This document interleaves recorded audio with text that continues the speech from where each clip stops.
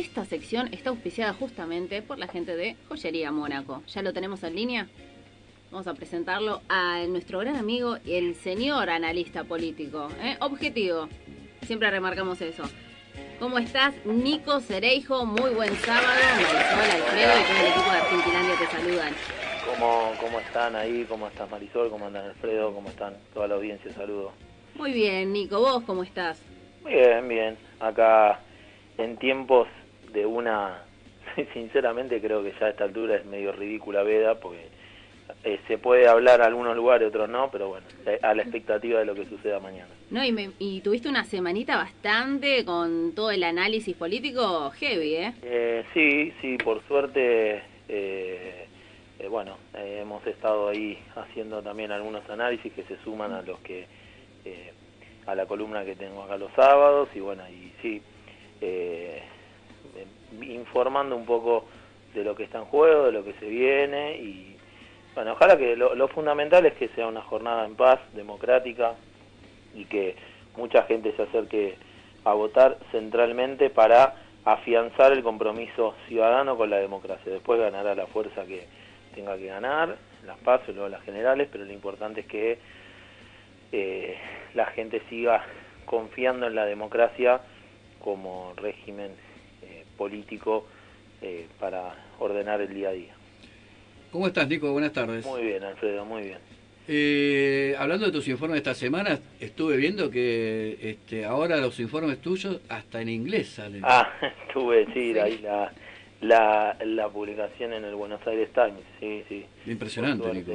Sí, por suerte salió ahí, está bueno porque bueno puede llegar también a un público que de afuera puede leer el panorama de lo que pasa en Argentina. Obviamente hoy es un día complicado, como lo dijiste vos. Algunos hacen veda, otros no. Bueno, ya sabemos cómo es esto, Nico. A ver, sinceramente es ridículo. La veda existió en un momento, quizá con cierta lógica, pero son de esas cuestiones, son de esos puntos que se siguen manteniendo quizá por no sé por qué tradición, porque la verdad que no es ninguna tradición positiva, cuando en realidad hoy en día se sabe que por redes sociales, claro, por todo... Pero, y además tampoco lo veo terrible, digo, no es que a los 48 horas tengo que tomar conciencia del voto, y la gente que ya tiene decidido que va a votar, lo sabe, y el que no, hasta le puede llegar la información. La verdad que me parece algo totalmente vetusto ya, pero sí, bueno, sí. son de esas cosas como, me tomo el atrevimiento de decirlo rápidamente, pero muy pocos prestan atención a una cuestión. Lo que va a estar en juego en estas elecciones es obviamente la renovación de la Cámara de Diputados, ¿no? Uh-huh. Ahora, en cantidad de bancas, yo no sé si muchos de los oyentes ya lo tengan presente, pero nosotros tenemos la misma confección de Cámara de Diputados, o sea, de nuestros representantes del pueblo, la Cámara Baja, que desde el año 83, cuando en realidad este decreto en realidad es de la dictadura de Viñones del año 82, un decreto que estableció esta base con un criterio arbitrario bastante particular, ajeno a lo que establece la Constitución Nacional.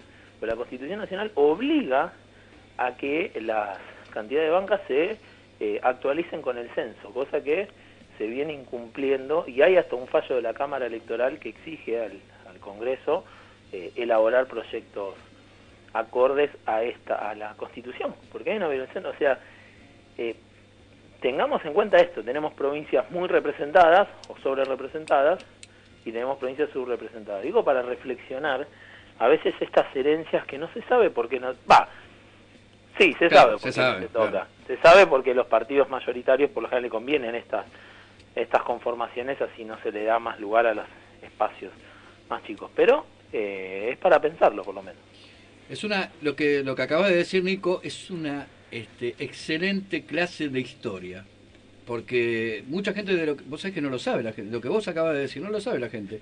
Bueno, vos tenés, mirá, te agrego algo, la base proporcional en la Constitución es una banca cada 33.000 habitantes. Si contás la provincia, por ejemplo, la provincia de Buenos Aires, siguiendo ese principio de 1 cada 33, te da 293 diputados. O sea, te da más que los diputados que tenemos actualmente. Claro. Ahora, hay un criterio de actualización, uno puede entender que la Constitución se escribió en 1853 y entonces para una población específica, digo, se puede, yo no digo mantener los 33.000, pero tranquilamente se puede adquirir un nuevo número. Cosa que hizo este decreto que te menciono, que lo pueden investigar la gente, el decreto Viñones, en el marco electoral, y estableció uno cada 161.000 habitantes, pero con un curioso piso de 5 diputados por provincia, como mínimo.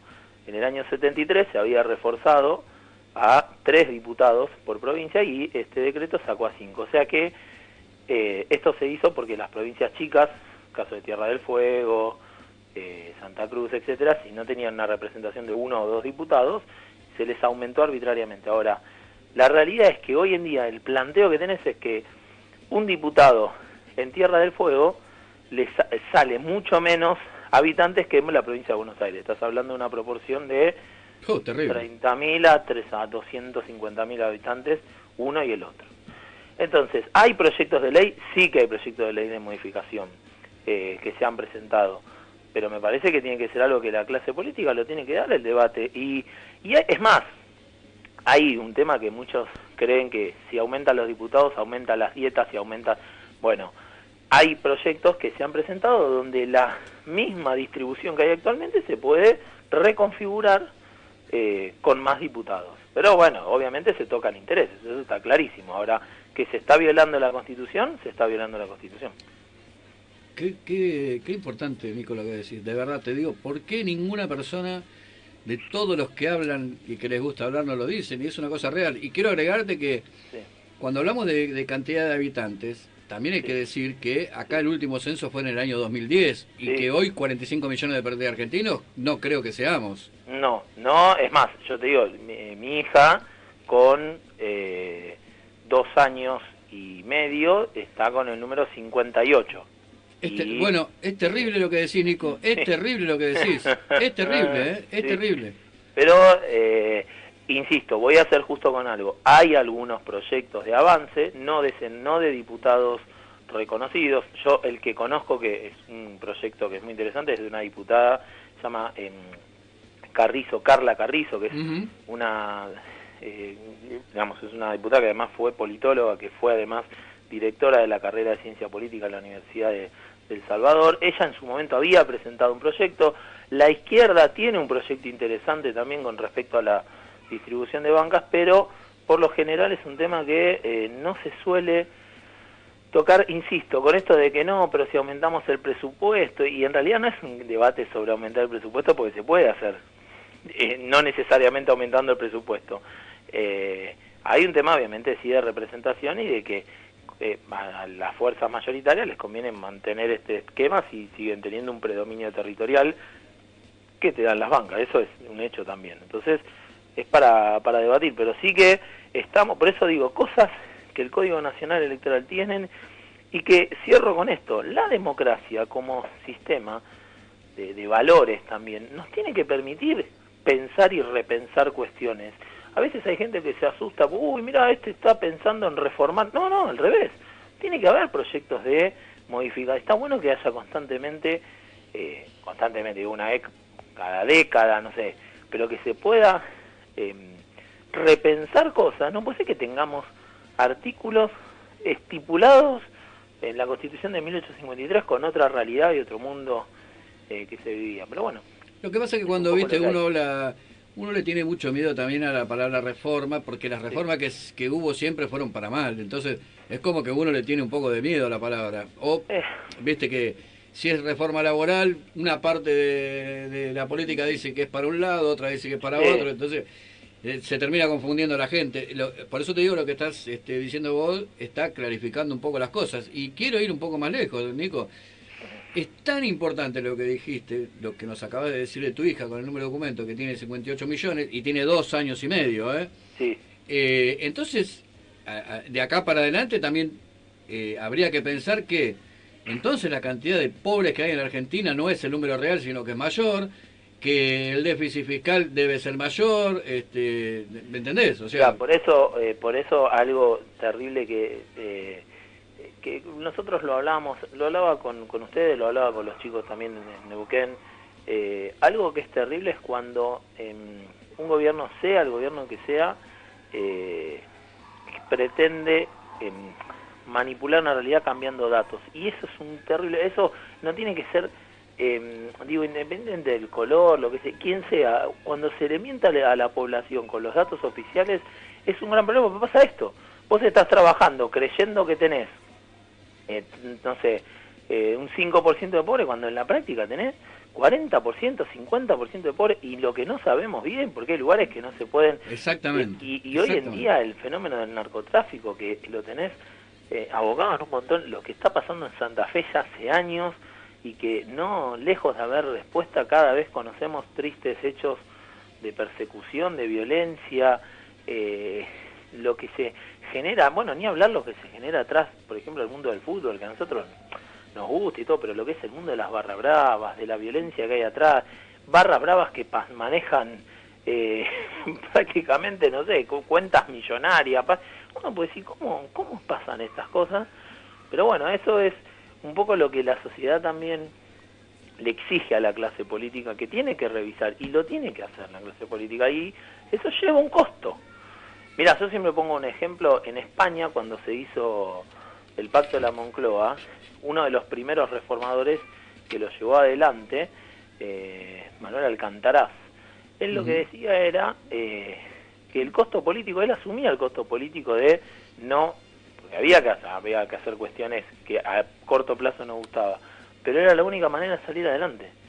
O sea, y ese costo político que tienen que llevar adelante algunos dirigentes no lo hacen, porque se piensa en el cortoplacismo, ¿viste? En ganar la próxima elección, y esto es algo que le atañe a toda la clase política en general, Mirá. En particular de uno y del otro. Nadie quiere nadie quiere ser el que sacrifique. Y bueno, mientras que sigamos teniendo una clase política que mire al corto plazo, ganar elecciones nada más, y vamos tapando para ver si entonces la culpa la tiene el que estuvo antes, y así en los últimos 20 años, esto no va a tener solución efectiva. De verdad que es importante. Mira, la verdad que pensaba hablar hoy de otra cosa, pero la verdad que fue tan interesante esto que lo vamos a dejar al Mesías para... No, pero tiene que ver, mira, tiene que ver lo de Bolsonaro, que íbamos a hablar en el marco de la veda, etcétera, tiene que ver también con los valores democráticos. Digo, solo para reflexionar una frase de lo que pasó en Brasil. Bolsonaro llamó directamente al pueblo a armarse, a salir en armas, contra lo que viene investigando la Corte Suprema, bueno, viene investigando a su familia por el tema de fake news, y hay otras cuestiones que se vienen investigando.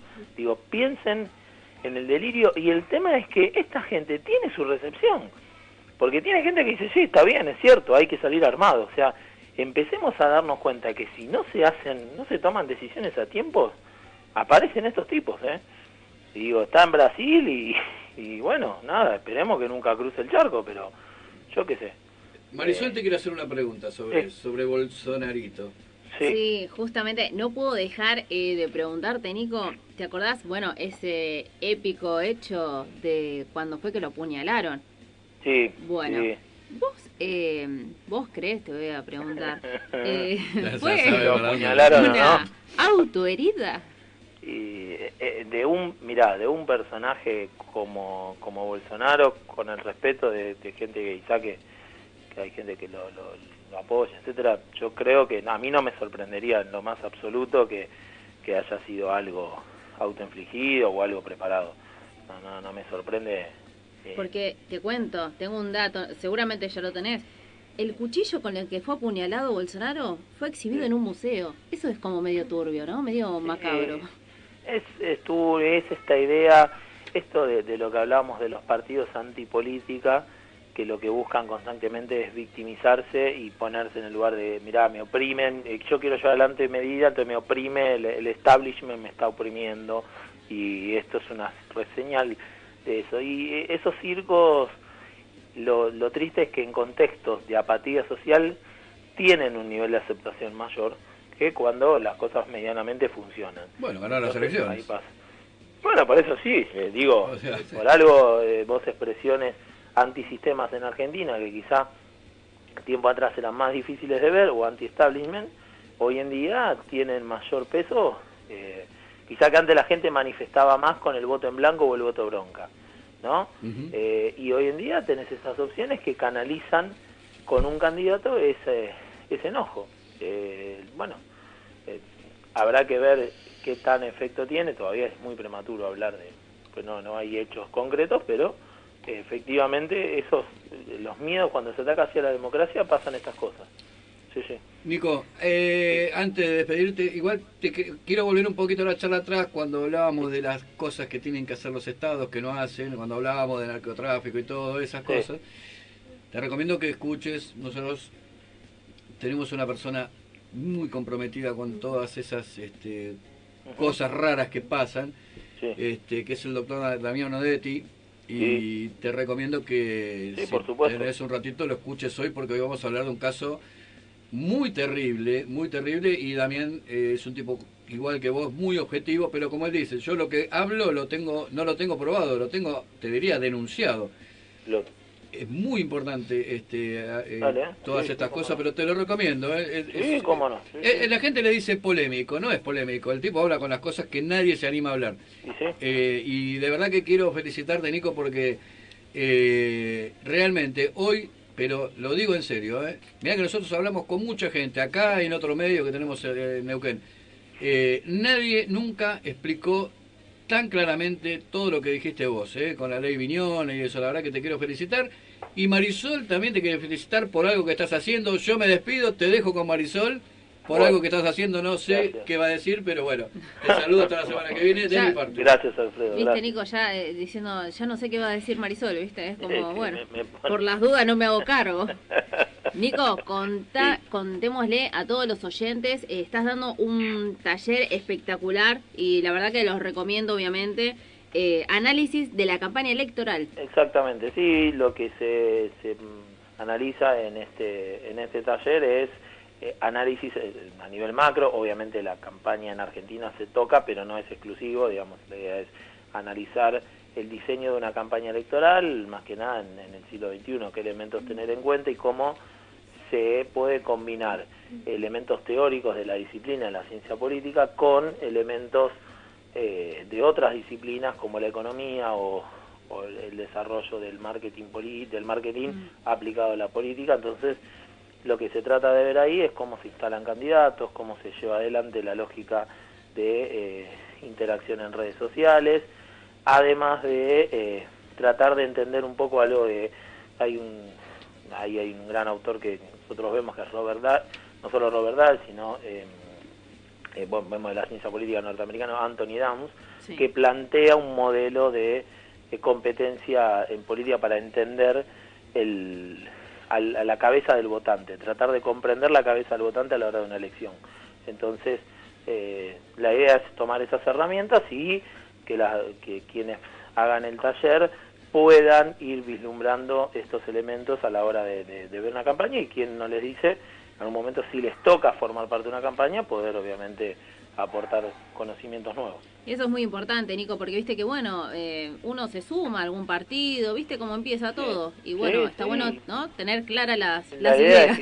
Y lo bueno es que la gente sepa es que esto no es de un partido en particular, sino que le puede servir para cualquier fuerza política. Acá no es que se hace para unos sí, para otros no, sino que es para la ciudadanía en general, y quienes puede servir, ya te digo, para alguien que esté interesado en hacer una campaña, como alguien que quiera aprender de una campaña y que diga, bueno, más o menos tener en cuenta qué elementos hay y qué tengo que tener presente para entenderla de una mejor manera. Eso que dijiste es bárbaro, porque aclaramos, no es ideológico el taller, es amplio. No, es un taller desde la disciplina, o sea, son talleres de la disciplina de ciencia política. Lo que se estudia son herramientas de la ciencia política, del marketing político aplicado a una campaña electoral. Esto es, como decirte, es un manual grande donde después cada uno lo aplica a su caso que prefiera. Entonces, ya están abiertas las inscripciones, bueno, como pusimos en todas las redes y en las tuyas, cupos limitados, apúrense, info e inscripciones, Nico. Exactamente, ahí pueden escribir a nsleijo@gmail.com, más que nada para los contenidos que tienen por Es un taller que tiene una duración de 4 clases, con el material bibliográfico que todo queda incluido, y bueno, tiene un costo, tiene un arancel que ahí se informa, que es el que permite, digamos, que se pueda desarrollar correctamente el taller. Perfecto, buenísimo, seguimos difundiéndolo como siempre. Danos Muchas tus gracias. redes y el portal, tu blog. Bueno, estamos en canal YouTube Nicolás Ereijo, que hay de estos análisis y también cuestiones vinculadas, dudas que surgen de los alumnos de la Facu. Tengo la suerte de dar clases, también se da ahí. Bueno, por Twitter, @nsereijo, y lo mismo que Instagram. Y el sitio Voces Políticas, que es el sitio que tengo la suerte de dirigir, y no solo hay otros autores también que escriben, y también escribo ahí también. Sí, y siempre invitás a la gente también, para no que sin puteadas, sin agresiones, tal pero cual, tal cual, pueden la posibilidad participar. de que tengan una posibilidad de participar, sí, sin duda. Nico, muchísimas gracias por tu tiempo. Los fines de semana sabemos que estás en familia. Estamos hablando nosotros en la semana, pero para los oyentes hasta el próximo sábado entonces. Muy bien, muchas gracias chicos, y que tengan un excelente programa de lo que sigue. Gracias Nico, nos vemos. Un abrazo, hasta luego. Chau.